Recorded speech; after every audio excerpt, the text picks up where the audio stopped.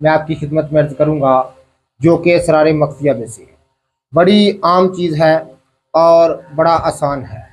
नाज़िम, सुंड 1 तोला, सुहागा 1 तोला बरियाँ।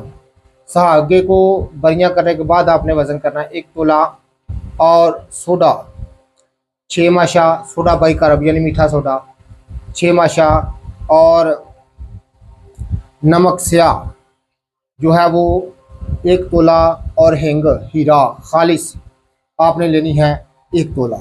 तमाम चीज़ों को, जो पीसने वाली चीज़ें हैं उनको पीस लें और हेंग शामिल कर कर नाज़िम अदरक का ताज़ा अरक निकाल कर, अदरक को कूट कर उसको निचोड़ कर पानी निकाल लें और उस अरक में 4 पहल करने के बाद, खल करने के बाद चने के बराबर गोली बना लें।